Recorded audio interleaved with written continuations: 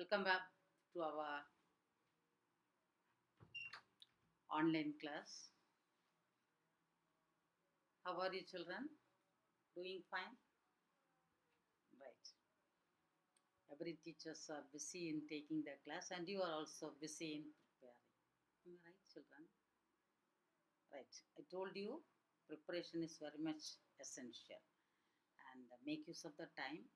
Once the time that is lost forever. Right. You will never see that 22/7 of 2021 again in our life. Correct? So, so once it is lost only. You will never get it back. And there is no meaning in crying over the spilt milk also. Later in your life, towards the end, you may think that I have wasted my life. I have wasted. I don't know how the days has passed. See, if I had done like this, I would have become better than this. You should not feel in your later life. Right? You should not feel like that. So live a life accordingly. That is, make use of the time which is given to you by God. Everybody is blessed with 24 hours, and the successful people make use of the time. The others just they are wasting the time for unnecessary things, in unnecessary things. That is the reason maybe some people become successful and some are not successful. Right. Now, in the previous class, we will finish it off. Right. In the previous class, Toru that says that it is a very beautiful sight when I open the window in the morning. The baboon is there, the young one of the baboon is there, and Kogila sings their song, and the cows are moving towards that pastures, and the tree below that water lilies are just spread like snow heaped in groups, right? Here, children, one small thing. The last line, the water lilies spring like snow en masse. What is the poetic device used here? It is simile, right? It is simile. Now we will come back to the next paragraph. But not because of its magnificence, dear is the Casuarina to my soul. Beneath it we have played through years may roll. O sweet companions, loved with love intense, for your sakes shall that tree be ever dear. Blend with your images, it shall arise in memory, till the hot tears blind my eyes. What is that drench like murmur that I hear, like the sea breaking on the shingle beach? It is the tree's lament, an airy speech that haply to the unknown land may reach. But not because of its magnificence, dear is the Casuarina to my soul.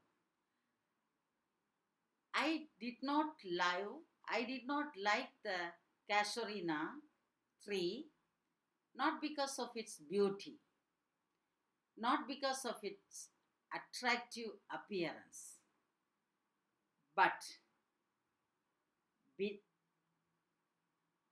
but not because of its magnificence, dear is Casuarina to my soul. The Casuarina tree is very dear to my soul. I love it, I like it, not because of its external beauty, but beneath it we have played. So every day we used to play under the tree. Here we refers to a Torudet with her brother and sister, maybe Torudet's family children with the neighboring children, right? We have played through years may roll. Many years we sat under the tree and played. That is why the Casuarina tree is very dear to me. I like it very much. I love it very much. Oh, sweet companions. The poetess remembers that companions, sweet companions, maybe the memories of that lost brother and sister, memories of her sister and brother. Oh, sweet companions, loved with love intense. I love you so much. I love my brother and sister very much. I love the Casuarina tree very much because we used to sit and run and play under the tree for many years. That is why the tree is very dear to me. For your sake shall the tree be ever dear.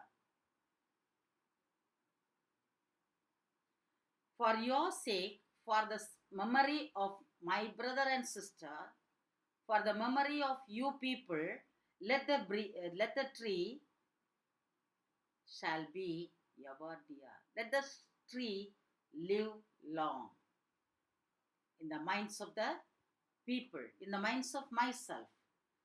So it links her with the memory of her brother and sister. Understood, children? O sweet companions, loved with love intense, for your sake, for my brother, for your the people whom I love, for your sake, shall the tree be ever dear?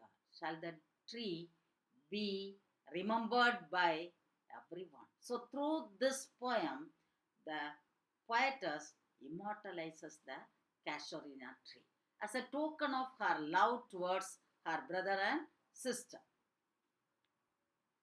But what is that drinks like murmur I hear? What is that drinks dirge like murmur that I hear? See, as she says like this, she could hear a dirge like murmur. What is that dirge like murmur? The murmur that we hear when just before the people are going to be buried, just before that Irdi Anjali, we will say, that last moments, a small murmur like things we will hear. That is called dirge, like murmur. This is also an example of simile. So, what is that sound I hear? It is just like that dirge or murmuring sound like dirge before the people are buried, the relations and friends, the close people, the closer circle will that they will be mourning on the good things that the dead person has done by their dirge. Similarly, I could hear a dirge like murmur. What is that? Like the sea breaking on the shingle beach, just like the sea waves breaking the rocky beach. It is the tree's lament. So she asked, what is that dirge like sound? What is that? Mm, See, it is just like the sea waves breaking the rocky beach. Then in the next line, she herself says the answer. It is the tree's lament. The tree is crying, lamenting, brooding over the past. An airy speech, a wonderful, peculiar speech that happily to the unknown land may reach.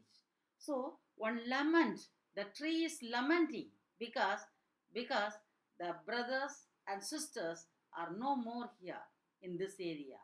Torudet has gone to France, Italy, and England. And the brother is no more. Now the tree is missing them, and that is why it is making a dirty speech. Airy speech. It is murmuring like in the us dirge.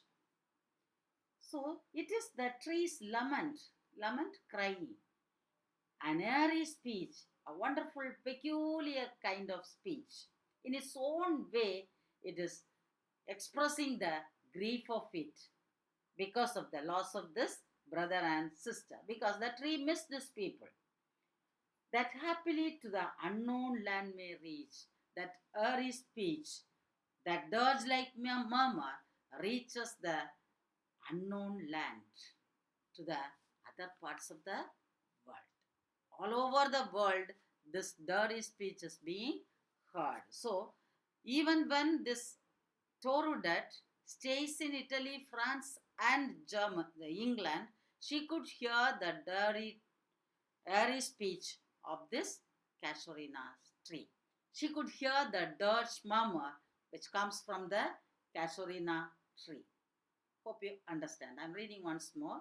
But not because of its magnificence, dear is the Casuarina to my soul. Beneath it we have played, through years may roll. Oh, sweet companions, loud with love intense. For your sake shall the tree be ever dear. Blend with your images, it shall arise in memory, till the hot tears bind my eyes. What is that dirge like murmur that I hear? Like the sea breaking on the shingle beach? It is the tree's lament, an airy speech that haply to the unknown land may reach. See, I just left out three lines, two lines in between. That is first two, three, four, five, six. Six and seven. Blend with your images, it shall arise in memory till the hot tears blind my eyes. So I am missing that sight now. What is that? My I miss my companions. When I think about that tree, my eyes are filled with tears. But because we are no more longer playing together under the tree is there, but the tree missed the young ones, the children. But if I when I think of it, when I was in France, Italy, and England, my eyes are filled with tears because here she remembers her dear brother and sister. Right? Next. So I'll give you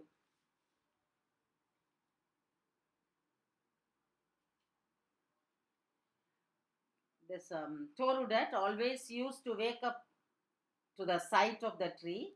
Whatever may be the season, her mornings would never be complete without seeing the tree. She had often seen the baboon sitting at the crest. The poet paints a calm picture of the morning. Kogilas sing, cows graze, water lilies smile, but the tree plays the central role in the morning and in the life of the poet also. Next paragraph. The reason for the bonding between the poet and the tree is given in the third paragraph. The reason for the bonding between the poetess and the tree. The poet does not hold the tree dear just because of its gigantic structure. There was an emotional bond between her and the tree. She and her friends played under the tree during their childhood days. As she held her childhood friends dear, she could not think the tree apart. As she thinks her childhood friends dear, her brothers and sisters and neighboring children very close to her, she could not think the tree apart. She cannot separate the tree from the childhood memories because it had become a living reminder of her precious friends. The tree is a reminder of her childhood friends, especially that brother, sister, and maybe the friends who played along with her under the tree. Understood this paragraph? Yes. Now let us go to the next paragraph. Unknown, yet well known to the eye of faith. I have heard that veil far, far away, in distant lands, maybe a sheltered bay, when slumbered in this cave with wraith, and the waves gently kiss the classic shore of France or Italy beneath the moon, when earth lay tranced in the dreamless zone, every time the music rose before my inner vision rose a form sublime. Thy form, O tree, as in my happy prime, I saw thee in my own loud native clay. Unknown, yet well known to the eye of faith. I have heard that veil far, far away. It is not known, I don't know. What is that sound which comes from that tree? Even now I could hear it. I could hear the dairy speech, wonderful, peculiar speech. It is unknown, yet well known sound. I could not see it now, but that sound is heard in my mind's eye. To the eye of faith, I believe that now also it gives things the airy speech. Ah, I have heard that wail far, far away. At a distant place, I could hear the wail, crying sound of the tree, crying sound of the tree. The baboon's sight I could bring back to my soul, my mind. The young one of the baboons climbing and leaping, I could recollect in my mind. Water lilies heaped just like a snow, I could recollect. Right, far, far away. In distant lands, by my sheltered bay, wherever I am taking asylum, wherever I am sheltered, either in France or Italy or England, I could hear that sound.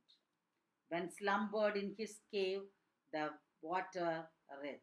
While I was slumbering, it comes in my dream even as a so that wraith is a apparition image or pay in the form of pay we will say, right? It comes to me, and the waves gently kiss the classic shore of France or Italy beneath the moon. Wherever wherever I am, I could recollect the beautiful picture of the Casuarina tree, my hometown.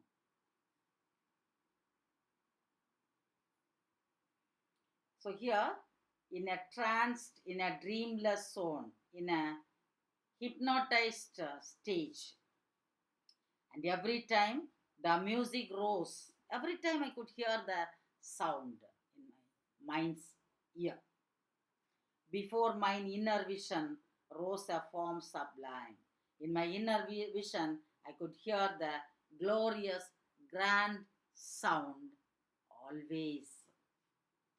Thy form, O tree, as in my happy prime, I saw thee in my own loud native clime. O tree, I could see you in my mind's eye when I am happy. Whenever I am free, I could recollect you. I could just think of you, the beautiful days we spent together under the tree. So, this tree has become a part and parcel of her life. And the tree always remembers her relationship with her brother and sister, the friends who played under the tree along with her. Right? Unknown yet well known to the eye of faith. Ah, I have heard that wail far, far away, in distant lands, by many a sheltered bay, when slumbered in his cave the water wraith, and the waves gently kiss the classic shore of France or Italy beneath the moon. Beneath the moon, wherever I was. When earth lay tranced in the dreamless zone, and every time the music rose before mine inner vision, rose from the form sublime. Thy form, O tree, as in my happy prime, I saw thee in my own loud native clay. Understood, children?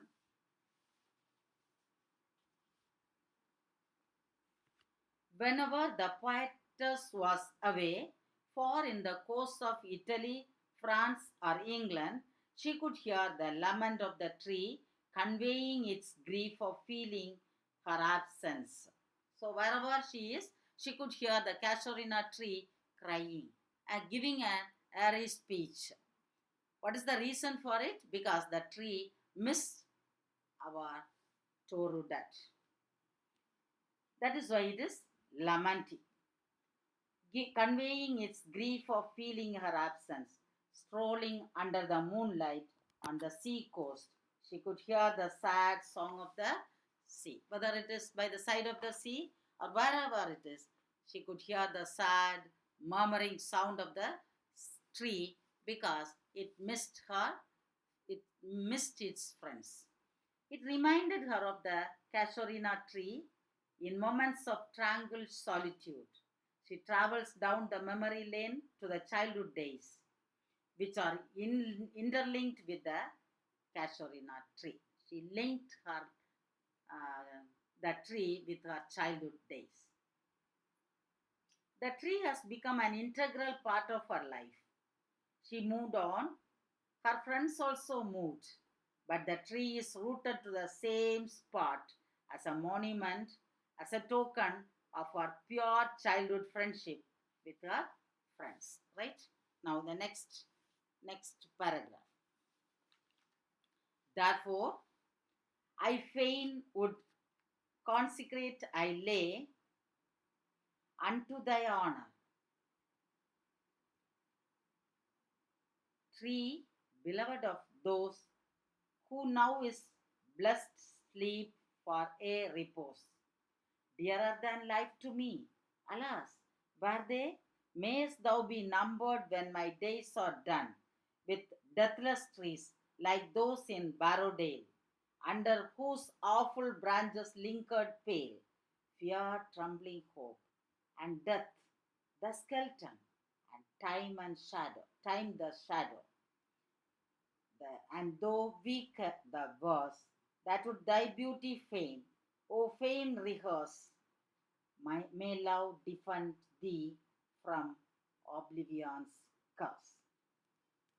So, in the last paragraph, she says that though we may pass away from this world,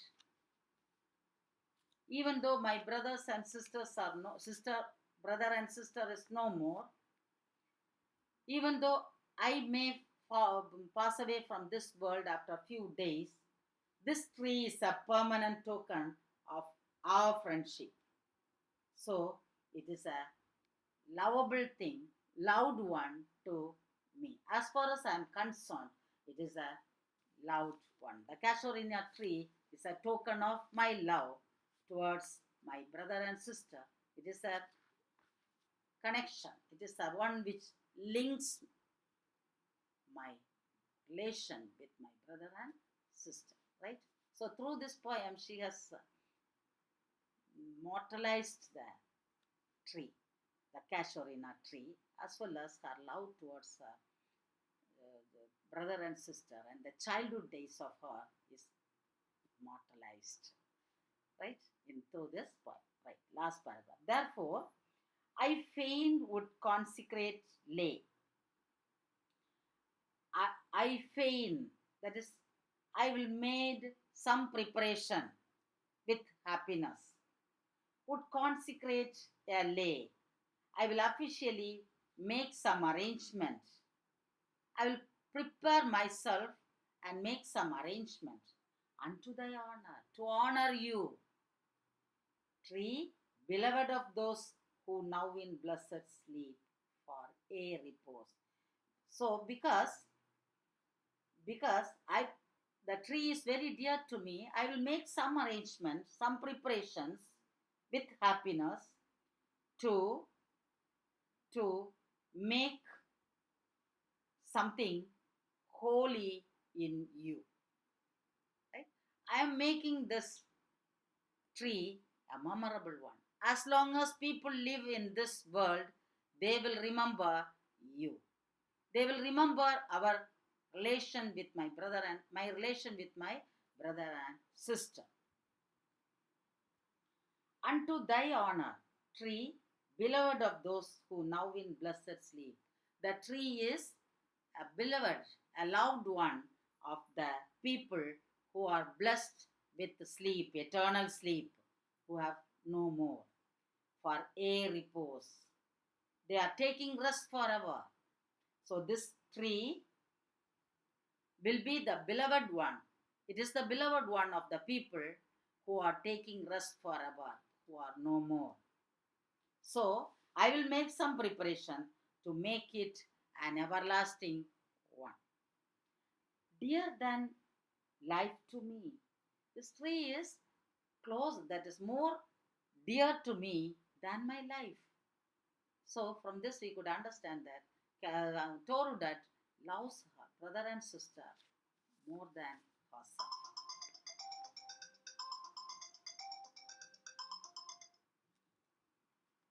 dear than life to me.